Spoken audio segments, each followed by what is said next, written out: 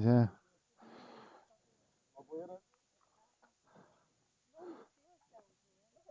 Oh no.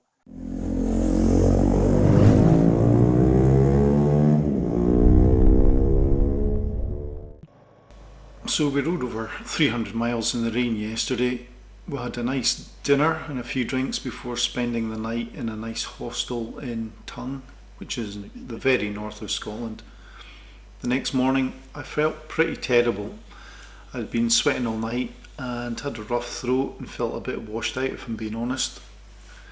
Mike wanted us to double back over the Tongue Causeway and show us a couple of back roads, so that's what we're doing here.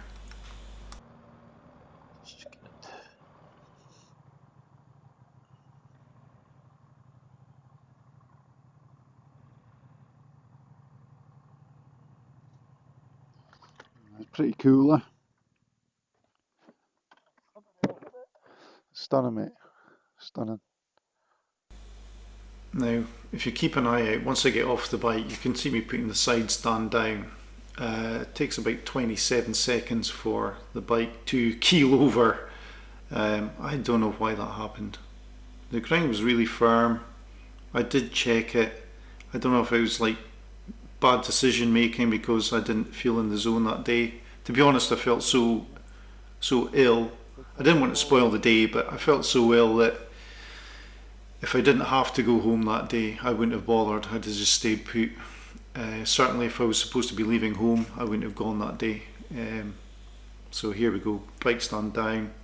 The ground's definitely firm. It didn't feel like there was any give in it, but that must have been the issue.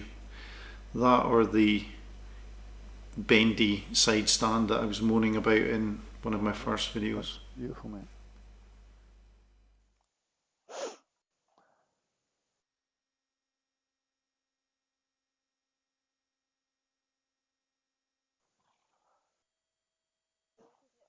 Yeah.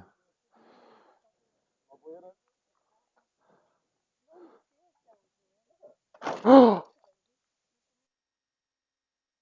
no. Nice old lady, quite oblivious to the fact that a 17 grand motorcycle's just fallen on its side. Go and give us a hand, mate. Oh no, what's happened? Fell over, bust mirror. How did that happen, like? Now I've watched the video back. As I approached the lay-by, that disruption in the grind wasn't there, so I'm guessing that was the side stand. See her. Yeah. They're all scratched up. Aye. Beautiful, eh? Beautiful. Ah, you bugger. Might be able to tighten it up. Yeah, man. Yeah, well, I'll be taking the fins off and getting new ones, I'm guessing. Fins are all skewered, but I can take them off. It comes with blanks, so I'll put the blanks in. Bollocks. I don't know how that happened. No idea how that happened. It must have just rolled forward a wee bit or something. The gear shift, well, it moved about a mil or two and it was catching on the side stand when I was trying to change between first and second, so the rest of the day I just tried pulling away in second gear. That was good enough to get me home. Mental. You heard a clatter? I did. I didn't see it moving. I'd have been able to catch it. Bloody broken? Eh? It's just scratches, mate. The mirror and the fins on the side, they're skewered. This will tighten enough till I get home. Is that an all you got, you know? Yeah. Hopefully I'll be able to tighten up enough to get home.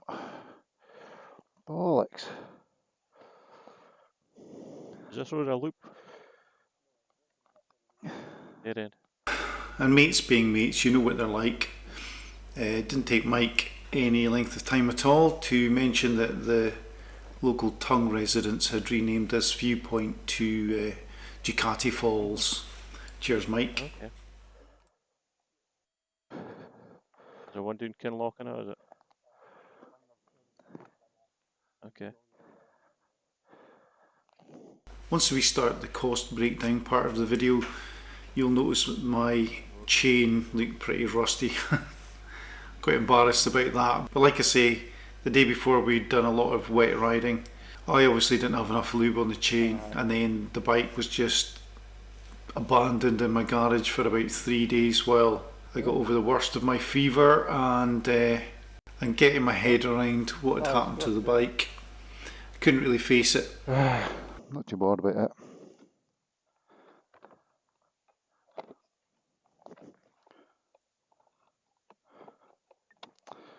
That's why I shouldn't buy nice stuff.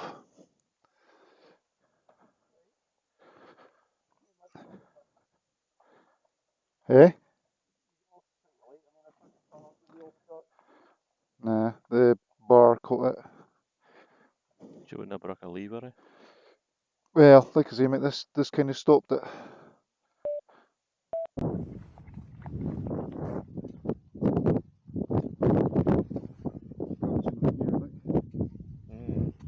I'll get the vice grips, okay? You stick with it.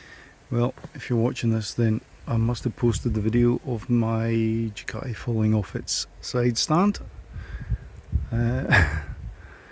One of the sickest feelings in the world. You're hearing your bike clatter onto the ground behind you. So what was the damage? Well, I got off fairly lightly, I think. I was able to ride the bike home. And I mean, I was on the very north tip of Scotland when this happened, so it was a total relief that I didn't need to get a recovery vehicle to come and help me. So yeah, the damage, well, basically I've lost a bearing mirror. Here it goes here. So yeah, it was serviceable when I picked the bike up, but basically this would have been the first thing that hit the ground, and it rotated, and it's very stiff, so it worked like a shock absorber. And yeah, it didn't bend, it's still true, so it took a fair wallop. But I've ordered a new app, a single one. They are available left and right, so just over £40 for that. The wings that you either love or hate are no more expensive for a set than engine protection would be. So just over 200 quid for a set of those, and they're solid. So they took the main impact after the mirror did. But I've actually found a set of Evotech spoilers, which I think I'll order anyway, just in case I can't retrieve those. So one side damaged, and you can only buy a full set. I've put the mirrors back on, I put my Rizoma bar ends on, so the bike looks perfectly normal from a distance, especially now that they're off and the blanks are back in place. So little engine cover there, there's a little nick in the paint, which again, most people won't notice in the past. I can live with that until winter time. I'll decide what I'm doing, whether I'll respray it or what. And there's a little nick in the paint, or in the plastics, on that bottom part of the fairing, and on the black plastic here. And it's real superficial stuff, but if I was ever selling a bike on it, I wouldn't sell it on with those issues. But the main problem was getting home. The gear shift took a fair knock actually, because it's moved in very slightly. It doesn't look any different than it should be. Changing down through the gearbox, you'll see there it's got a scratch in it. It's catching on that, and it was making it difficult to change gear on the way home. I pulled it at it a little bit, but I didn't want to overdo it in case it snapped. It was rideable, but I just find that first and second were not cheap. So new one of those ordered, and it was About 80 quid, it should be here in the next day or two, so I'll get that swapped across. Hopefully that's it. No catastrophic leak or anything, but still hundreds of pounds of damage for essentially the bike rolling slowly on its side. I still don't know how it did it. I've never been happy with that stand. I said that when I did the 5 things I do and don't like about the bike. There's a lot of give on it when you stop, and I always have a little shift the bike to make sure it's got a good seating. So I don't know if it had sat on top of a pebble and it had sprung through and kicked it away, which created the drop. Regardless, it went. It's never ever happened to me before, and it was properly sickening. Waiting to pick the bike up and inspect the damage. Could have been worse. Could have been this bit. That would have cost me big bucks, and I suppose it could have punctured through and moved the radiator or all sorts of nonsense, so I did get away lightly. Oh man, it's a real worry when you buy your dream bike.